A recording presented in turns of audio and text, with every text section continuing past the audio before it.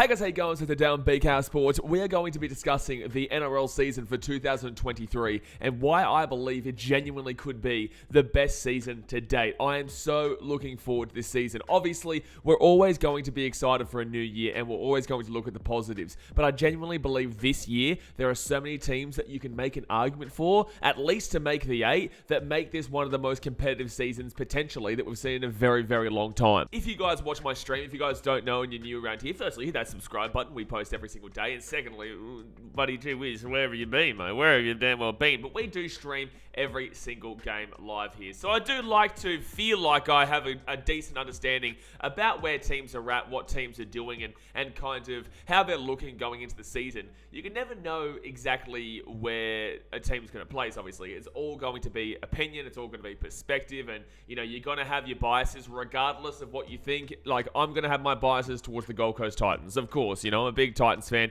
I'm always going to back them in. I'm always going to support them, yeah? And everybody else has their team where, although they might be unrealistic, they're just going to be backing in their team, whatnot, and then they'll have teams that they don't like as well, and that they don't really want to see do well, and your opinion always does, I guess, have a formation around that, and it does really support everything that goes into why you are a rugby league fan and the overall thought process that you have on each team. However, if you actually look at this year's competition, it really does look very, very exciting because there has been teams that look like they could come down to the pack a little bit more because they've lost players, or maybe the hunger's not there anymore in comparison, and then you go and have a look at teams that, not that the hunger is not there, definitely is there, but still, it just doesn't seem like it's going to be fitting them this year, but they'll still be definitely competitive. But the most important thing is that a lot of the bottom 8 have actually made a lot of improvements towards their teams, and it's not just like a, you know, stagnated, stale season, off-season that we've had, or the last year where we've known these players are coming. It's more so that you're really seeing teams making big choices that suit their team rather than necessarily going out just for the big name player. You know, maybe one team that we'll get to has mainly been going for the big time players to, I guess, really kickstart this rebuild that they've been having. But overall, I feel like a lot of the clubs have been smarter about their business now rather than in the past, especially in the last 10 years where, you know, you've seen them just go out for a big name just in the God name hope that they end up being that guy. And you guys know me. If I think that a team's going to do well, I'm going to tell you. If I think the team's not going to do well, I'm going to tell you. It's the exact same with the Titans. You know, if I don't believe my team is good enough, I will just straight up say it. For example, last year, through the 2022 season, you know, I did think that we're going to have a good year based off of the previous year, that we were building whatnot. But in hindsight, you look back at it, and throughout the season, I was just saying, like, yeah, shit, we're just not good enough right now, man. We just simply weren't good last year.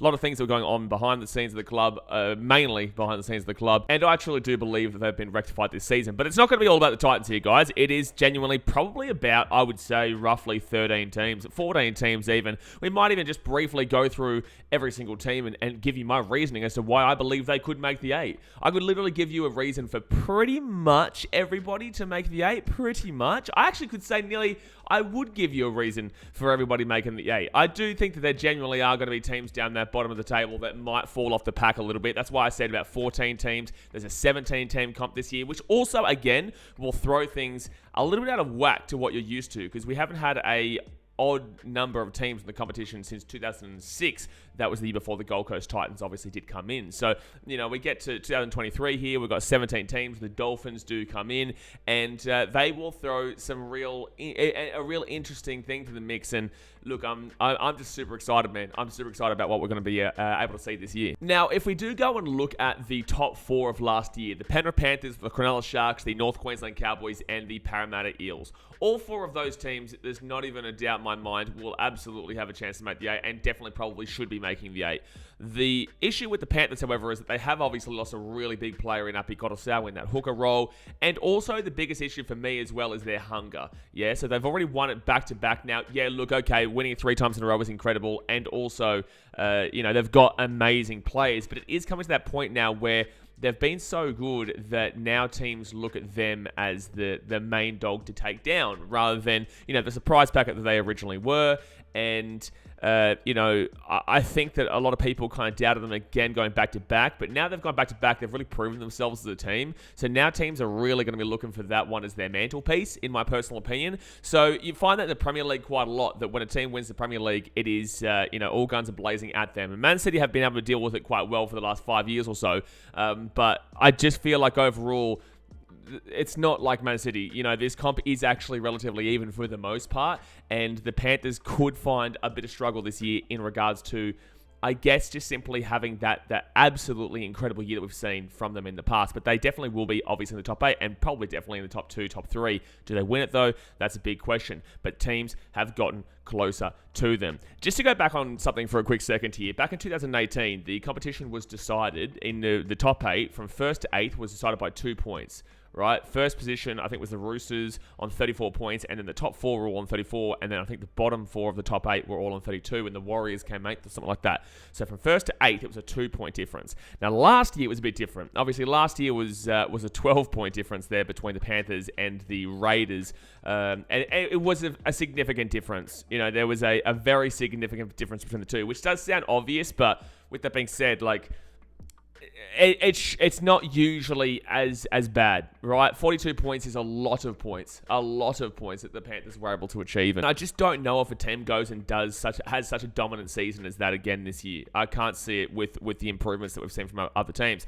Now you look at the Sharks, the Cowboys, and the Eels. Now you can actually make positive and negative comments about these three teams. All three teams, Sharks definitely surprised in regards to getting up as high as they did from a 9th position the year before. The Cowboys obviously were predicted last and were 15th the year before, and then went bang to 3rd. And the Eels are the Eels, who've gone now 37 years without a premiership. But the Sharks and the Cowboys specifically are in a very similar position where I could see them going down and I could see them going up. But there's just, the Cowboys need to go and prove it again. Obviously, it was a 1-year thing. Is it a flash in the pan? I don't necessarily believe so, but there is still things surrounding that. And then you go to the Sharks, who, they were kind of flat track bullies last year and got to where they did because they were good, but they never really were spectacular. And we found that out in the finals when they got, sent out in straight sets. So there's a little bit of hesitancy on both those teams. But with the Panthers dropping off a little bit, I did see the Sharks compete with them quite significantly. I didn't see the Cowboys compete with the Panthers. I know they beat them in a game that they had no players in.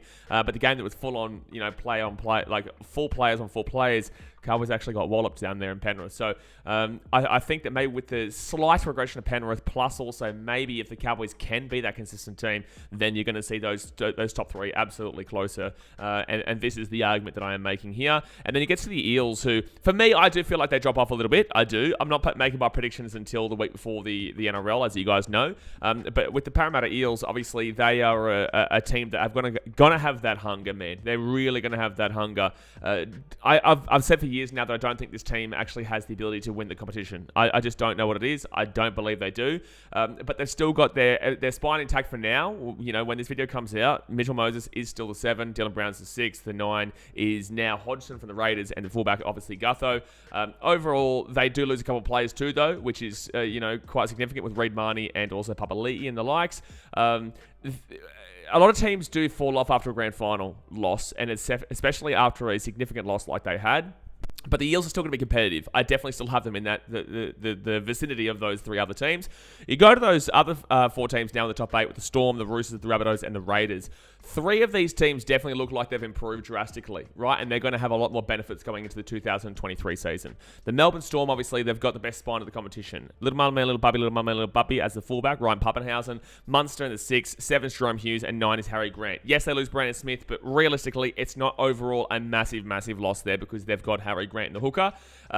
If they can stay fit and healthy, which is a tough thing because last year they obviously got slapped for injuries, they absolutely could push for that first spot, second spot, third spot. They definitely should be pushing above because they've got the best spine in the comp. A bit weak in the minimalised positions, but overall, they definitely have a shout at making that first position, right? And with the top 8 here, guys, I'm giving you an understanding about where the vicinity is that I believe they could finish in. And then when we get to the bottom 8, I'll tell you that they're probably why I believe they can make the 8 when we get to those more obvious positions. These ones are really obvious, and the bottom ones are you kind of got to make an argument for it. Yeah, the Roosters, they are the Roosters, right? They've got Trent Robbo as their coach. they're going to be there. They probably should improve, but they do lose a big hooker in Sammy Verrills, who was a huge reason as to why they actually started to become a little bit more successful last year. That when he was injured, they weren't doing well. When he came back, they really started to pick it up quite a bit. He obviously went to the Gold Coast Titans. Yippee, I like that. That's going to help us out in a position of need. But yeah, look, the Roosters will still be quality. I think people are starting to overrate them a tad. However, I definitely believe that they are, a shout of becoming a top 2 team if they do utilize the talent that they have, because on paper and the talent that they have and the quality of this team, they absolutely should be in that top 4 position. So now we've gone through 6 teams right now who you could actually look at all 6 of them and guarantee pretty much they're going to make a top 4. You can nearly guarantee all 6 of them, right? And then we'll get to the next one, which is the Rabbitohs, who look even better, right? They look even better. They've had a full season with Lachlan Lillius now. Cody Walker's there. Damien Cook needs to have a big one. I feel like he's due a big season. Trell Mitt, obviously, it's the Trell Mitt show at the moment. And they've actually got pretty good players in their minimalistic positions as well, in the centres. Their wings are a bit shaky, but they've got Alex Johnson, who scores the most tries. And then you go to the back row and their forwards and whatnot, and they're still pretty quality, yeah? Not the greatest in the competition, but they're going to absolutely get a chug on here for this team. So that's now 7 teams that I can make a guarantee nearly, for making the top 4. So 3 of those have to miss out, and we're not even at some of these other teams yet, right? We now move to the Canberra Raiders, who is more in the, I would say, there was only really a top 7 for me last year. I know the Raiders beat the Storm, whoop-de-doo. For me, there was only really a top 7 last year that were at least going to be, had a shout to be competitive when it came to the crunch time. Raiders weren't one of them. The Raiders were definitely a part of that Raiders, Broncos, Dragons, and Seagulls pack, and that is the pack that I look at there, because the teams below them will all be in their own little packs as well. But the Raiders, they are going to be. They've got possibly the best forward pack in the business. They really do. They've got the best forward pack. One of the best forward packs in the business. I still think that they're overall not going to be winning the competition this year, but I do believe that they've got a quality enough spine and a quality enough team and a quality enough coach that definitely can be very competitive in regards to making that top 8. Do I think they make the top 8? Not necessarily. We'll get to that in the prediction video. But they absolutely have a shout to be making that top 8, and there's no question marks about that for me.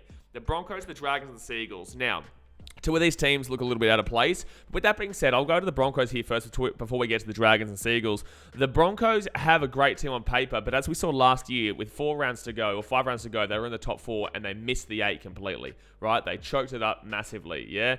I do worry about that with them. I feel like people are less confident in their 4-pack nowadays than they were beforehand, which is what I was saying before last year as well. The 4-pack, it might not be as great as you think. I don't think Payne Haas is that X factor. I do think he's the best front row in the game, but I don't think he's necessarily, the X factor, and that's who the Broncos realistically rely on right now. But yeah, I don't think they're relying on Reynolds. I think they're relying on Payne Haas, and I don't think you should be relying on a front row forward to win your games, yeah? Incredible player. It's just I feel like the setup around him doesn't necessarily suit a winning team and a winning formula long term.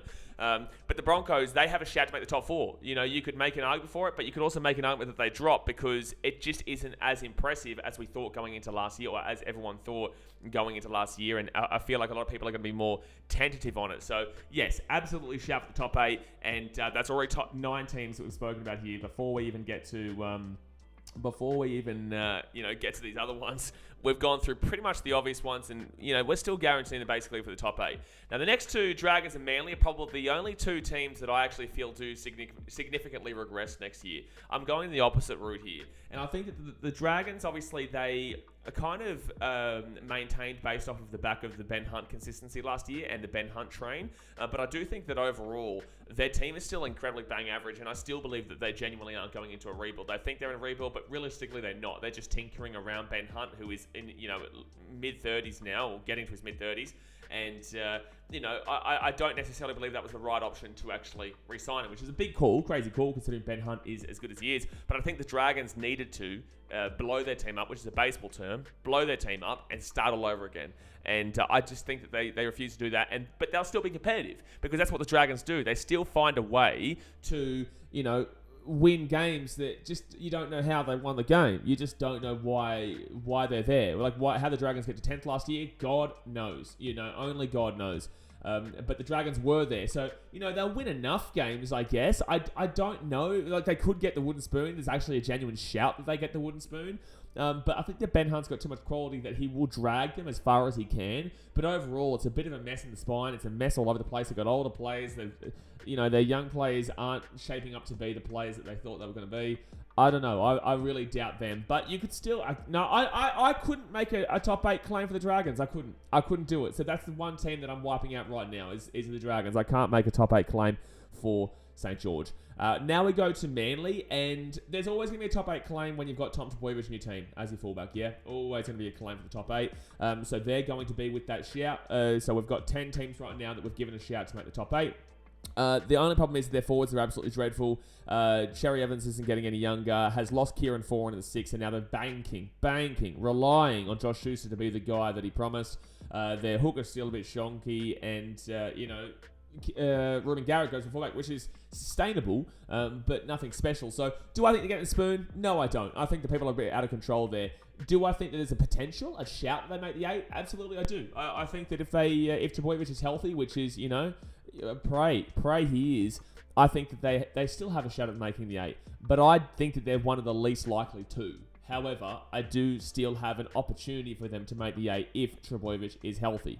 You go now to this next. I would say these two teams are the exact same in a lot of ways. The Bulldogs and the Titans. Now, the Bulldogs and the Titans, I say, are the exact same in a lot of ways because, one, they're pretty much both attempting to get out of a rebuild right now. They're both trying to make that statement to get out of that rebuild stage. The Bulldogs obviously want to spoon in 2021, Titans in 2019. Both these teams have pretty similar. Well, they both finished 2 points off each other, and points differential was only 7 points different. They've both got those big name players that have come in. David Fifita recently. You've got some really big players there in Tina. They've got a great forward pack. They've got a great forward pack there, the Titans. This year they've gone out and actually we'll speak of the Dogs first. They've got. Let's just utilize Dave Fifita as the big signing there. And then you got the Dogs who've obviously signed Viliami Kikau, which I believe that is their statement signing there. I know they signed Matty Burton and whatnot, but their big statement was Viliami Kikau to really improve their team overall and say we're coming out of a rebuild now and you have to believe us. Now these two teams are exactly the same, but the issues are relatively separate, right? So the Titans spine they've gone out to improve it. Right, the Titans' spine was the biggest issue with 2022. They've now gone and signed Kieran Foran into the 6th, the 9 is Sammy Verrills. 2 massive signings there that do help in positions of need. You go to the Dogs and you look at their spine, and they actually didn't sign anyone in those positions of need, right? I don't believe Jake Averill is the guy. Matt Burton's the 6th. They signed him a couple of years back, but, they brought him, last year, but overall, the 7, Kyle Flanagan, not great. They did at least sign Reid Marnie into that number 9, even though Jerry Marshall-King was starting to really turn it on. But it's definitely still an improvement. I don't think that they did as much signings in regards to the positions of need than people believe, right? You go to their forwards, they've made some good signings, man. You go to their backs and it's still a little bit loosey-goosey. So they are a very 50-50 team this year. They could absolutely... You could definitely make a shout for that top 8. I don't think I'd be going too high there.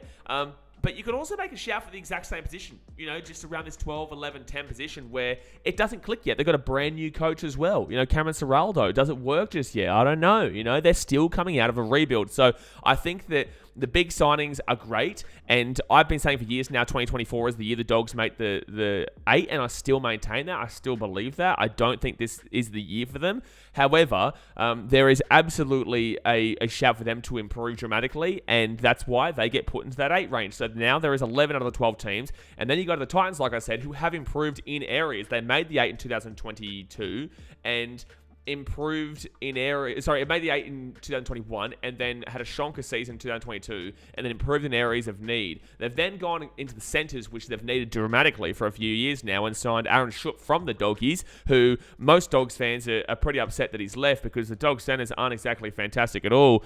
But you get Schupp there into the Titans centres. The Titans have changed their mindset dramatically in regards to defensive issues now, rather because the Titans have never been a good defensive team. They've always been a decent enough attacking team, but they've never had a good defense on them. So the Titans have actually gone out, player positions of need, and they are absolutely a shout to make the top 8. People are going to hate, people are going to talk their shit, but the Titans are a very good shout to be making the top 8 this year with the inclusion they have, plus also with the fact that look, let's be honest. If they fail again this year, Justin Holbrook will be gone, and they'll have to go into effectively another rebuild, which will suck. But I just don't believe that's the case when you've got players like Tina Fasa-Malawi, you've got players like David Fafita, you've got players like Bowie Firma, Sam Verrills into the team, Kieran Foran, who is experienced as hell, AJ Brimdog Millionaire, Jaden Campbell into the scene. You've got just a fantastic team there that is just waiting to be unearthed, and Malaki Fodawaker, but it just hasn't happened just yet. So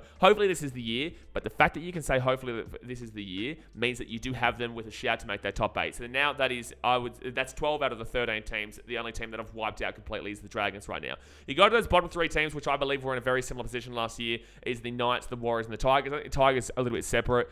The Knights, I'm going to put them in the Dragons category here of not being able to make it, which is going to irk Knights fans. It's going to irk some people because they're going to say, they signed Jackson Hastings, Callum Ponga's 6 now, they've made a couple of signings here and there. Maybe Lachlan Miller goes to the fullback.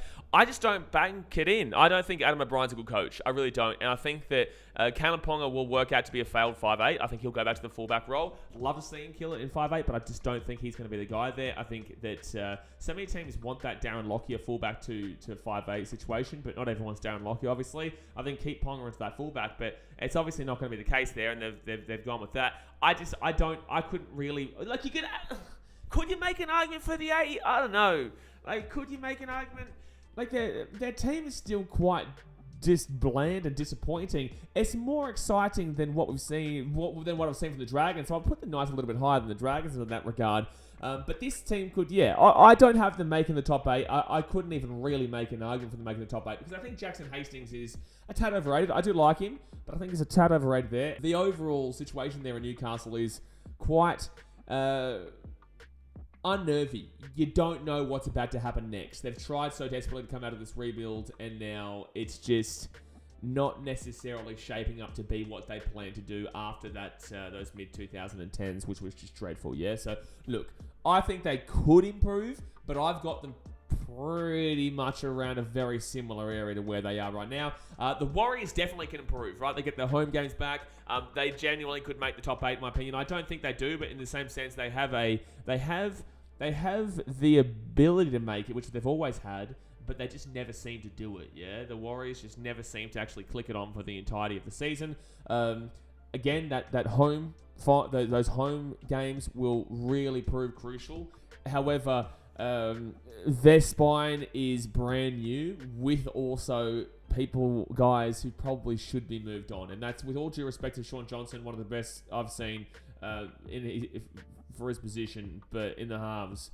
But I just think that it's time, man. I think he's done there. And look, Wade Egan is fine, but then they've got 2 fresh new guys in that fullback and 5'8" role in Metcalf and Tamari Martin. And their backs are a bit how you going. Their forwards are a bit how you going. I think they'll definitely be a better team this year, and I could definitely make an argument for them if everything does go to plan.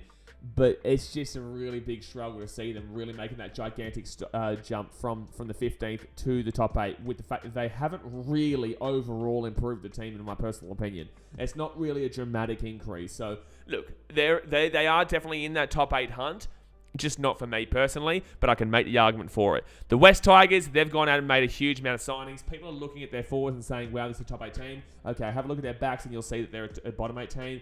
They are so up and down, this team. They're so inconsistent. Tim Sheens is not actually their coach. It is Benji Marshall. Tim Sheens is meant to be, taking the reins so that he can teach Benji Marshall the tricks. But realistically, if Benji wants something, and they're going into the future with him, so Tim will still have to relatively listen to what Benji's saying there, because it's just going to be a bit of an ego battle there, in my personal opinion. I don't necessarily think it's going to work out this year, and I do worry about the Tigers going forward because their backline's still shonky. Luke Brooks, what's going on? What's going on there? Overall, their 1 through 7 is super, super disappointing for me. But their 8 through 13 is fantastic. It really is. So the forwards will get them there. It's about scoring the points, though. The forwards will get them there. It's about scoring the points. Defensively, though, I also still think they'll concede a few points. So I can't make an argument for them to make the top 8. No, I can't. I can't make an argument for them to have enough points in them to make the top 8. But I definitely think they'll be an improved team this year, but not a top 8 team for me off first glance. And then you go to the Dolphins, who are the brand new team at the competition, haven't played a game yet. Obviously, we're in the Q Cup, but haven't played an NRL game yet. They've pieced together a team from all over the place. They've done their best, but they've not made that marquee signing. They tried so hard to get Munster, Callum Ponga, or Latrell Mick, Cody Walker.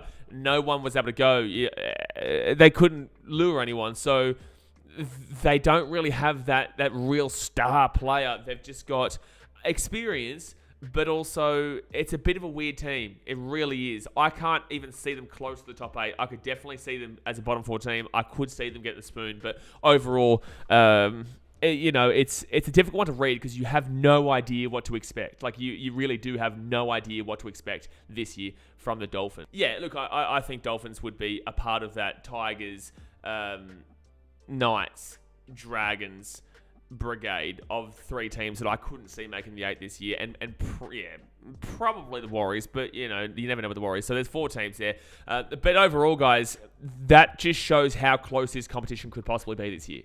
Right, I gave you reasoning for at least why teams could improve and why teams I don't believe will be there, but there's still a little bit of shakiness around that where maybe they do and maybe I'm just wrong, which is absolutely potential. This is just my perspective and just my opinion. But guys, that's going to do us here for today's video. I hope you did enjoy. Obviously, we're posting every single day. We've got team makers coming up with previews of ranking every single player in every single position in comparison to the other players in their position. We've got Fact or Cap coming out. We've got what else? We have breakout players. We've got the NRL streams coming up, pre-season streams. It's going to be crazy. So hit that thumbs up button, guys. Subscribe if you are new around here. I appreciate you as usual, and I'm excited for the season 2023. Thanks for watching. Catch you later.